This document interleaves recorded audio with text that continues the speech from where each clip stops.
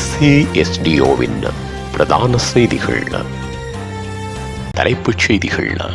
ஒரு வருடத்திற்கு சிறை செல்ல போகும் கம்பன்பில இனவாத கருத்தின் விளைவு. காணாமல் ஆக்கப்பட்டோருக்கு ஆதரவாக லண்டனில் மாபெரும் கண்டன ஆர்ப்பாட்டம். அதிவேக நெடுஞ்சாலை வாகனங்களின் உதிரி பாகங்கள் பரிசோதனை. புதிய சட்டம் அறிமுகம். விசேட சோதனை நடவடிக்கையில் மேலும் பலர் கைது. யாழில் 2.7 கோடி ரூபாவிற்கும் அதிக பெறுமதியுடைய கேரளா கஞ்சாவுடன் 5 கைது. லண்டனில் பதற்றம். புகலிட கோரிக்கையாளர்களுக்கு எதிராக வெடித்து போராட்டம். தொடர்வன விரிவான செய்திகள். தாயக செய்திகள். தான் ஒருவரிடம் பிணையில்லாமல் தடுப்பு காவலில் வைக்கக்கூடிய சட்டத்தின் கீழ் கைது செய்யப்பட இருப்பதாக முன்னாள் அமைச்சர் உதய கம்பன்பில தெரிவித்துள்ளார்.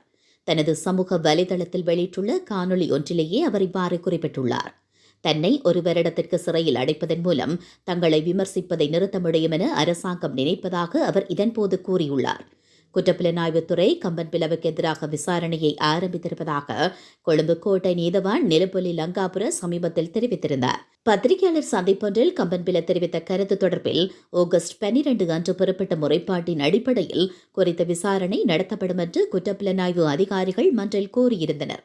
குறித்த பத்திரிகையாளர் சந்திப்பின் போது பல்வேறு சமூகங்களிடையே முரண்பாட்டை ஏற்படுத்தக்கூடிய கருத்துக்களை முன்னாள் அமைச்சர் கூறியதாக முறைப்பாடு செய்யப்பட்டுள்ளமை குறிப்பிடத்தக்கது. இலங்கையில் கடத்தப்பட்டும் கைது செய்யப்பட்டும் காணாமல் ஆக்கப்பட்ட உறவுகளுக்கு ஆதரவாக லண்டனில் மாபெரும் கண்டன ஆர்ப்பாட்டம் ஒன்று நடாத்தப்பட்டுள்ளது. குறித்த ஆர்ப்பாட்டம் நேற்றைய தினம் லண்டனில் உள்ள இலங்கை உயர்ஸ்தானிகரத்திற்கு முன்னால் சர்வதேச வலிந்து காணாமல் ஆக்கப்பட்டோர் நாளை முன்னிட்டு குறித்த ஆர்ப்பாட்டம் நேற்றைய தினம் லண்டனில் உள்ள இலங்கை உயர்ஸ்தானிகரத்திற்கு முன்னால் சர்வதேச வலிந்து காணாமல் ஆக்கப்பட்டோர் நாளை முன்னிட்டு முன்னெடுக்கப்பட்டுள்ளது. இதனைத் தொடர்ந்து பிரித்தானிய பிரதமரின் பணிமனை வரைக்குமான நடைபயணமும் மேற்கொள்ளப்பட்டுள்ளது. இந்த ஆர்ப்பாட்டத்தில் பிரித்தானியாவால் தமிழ் உறவுகள் மற்றும் தமிழ் தேசிய செயற்பாட்டில் இயங்கும் புலம்பெயர் தமிழ் அமைப்புகளை சேர்ந்தவர்கள் ஆகியோர் கலந்து கொண்டு ஆதரவு வழங்கியுள்ளனர். இதேவேளை குறித்த ஆர்ப்பாட்ட பேரணி நாடு கடந்த தமிழீழ அரசாங்கத்தின் ஏற்பாட்டில் இடம்பெற்றமையும் சுட்டிக்காட்டத்தக்கது. அதிவேக நெடுஞ்சாலைக்குள் நுழையும் வாகனங்களின் உதிரிப்பாகங்களை பரிசோதனை செய்வதற்கு தேவையான சட்டத்திட்டங்கள் அறிமுகப்படுத்தப்படும் என்று போக்குவரத்து, நெடுஞ்சாலைகள், துறைமுகங்கள் மற்றும் சிவில் விமான போக்குவரத்து அமைச்சர் பிமல் ரட்நாயக்க தெரிவித்துள்ளார். இது தொடர்பான வர்த்தமானி அறிவிப்பு விரைவில் வெளியிடப்படும் என்று அவர் குறிப்பிட்டுள்ளார். போக்குவரத்து, நெடுஞ்சாலைகள், துறைமுகங்கள் மற்றும் சிவில் விமான போக்குவரத்து அமைச்சின் ஆலோசனை குழுவில் அவர் இந்த கருத்துக்களை முன்வைத்துள்ளார். தரமற்ற டயர்கள் அல்லது அத்தியாவசிய உதிரி பாகங்களில் கோளாறு இருக்கும் வாகனங்கள் அதிவேக நெடுஞ்சாலையில் நுழைய அனுமதிக்கப்படாது என்றும் குறிப்பிட்டுள்ளார். முச்சக்கர வண்டிகள் மற்றும் வேன்கள் உட்பட தனியார் போக்குவரத்து துறையின் ஓட்டுநர்களுக்கான நல நிதியத்தை நிறுவுவதற்கான நடவடிக்கைகள் எடுக்கப்பட்டு வருவதாகவும் தொடர்புடைய மசோதா விரைவில் நாடாளுமன்றத்தில் ஒப்புதலுக்காக சமர்ப்பிக்கப்படும் என்றும் அமைச்சர் தெரிவித்துள்ளமை குறிப்பிடத்தக்கது. நாடு முழுவதும் நடத்தப்பட்டு வரும் குற்றம் மற்றும் போதைப்பொருள் தடுப்பு விசேட நடவடிக்கையின் கீழ் பல்வேறு குற்ற சம்பவங்களில் நேரடியாக தொடர்புடைய மேலும் 20 பேரை போலீசார் கைது செய்துள்ளனர். இந்த விசேட நடவடிக்கையின் கீழ் நேற்று 29,030 பேர் சோதனை செய்யப்பட்டதாக போலீஸ் ஊடகப் பிரிவு தெரிவித்துள்ளது.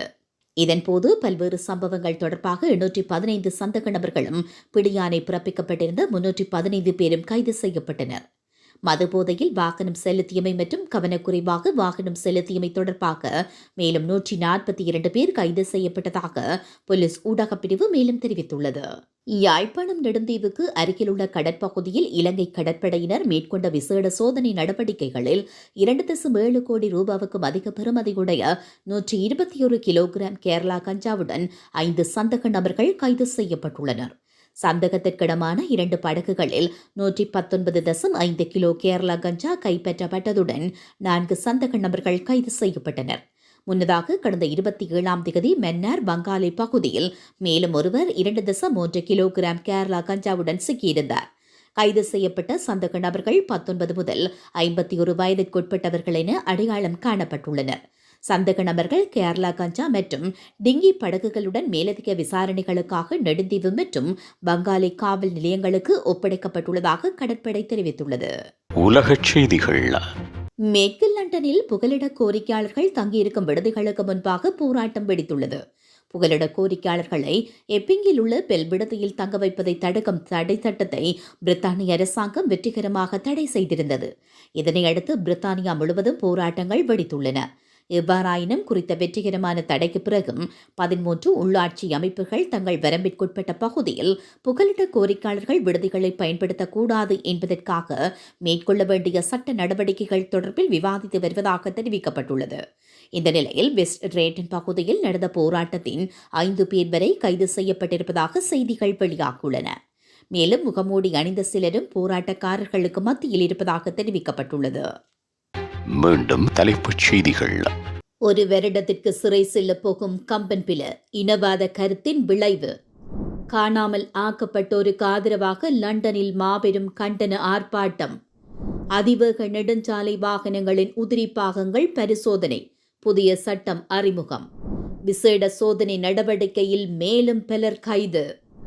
யாழில் 2.7 கோடி ரூபாவிற்கும் அதிக பெறுமதியுடைய கேரளா கஞ்சாவுடன் 5 கைது. லண்டனில் பதற்றம்.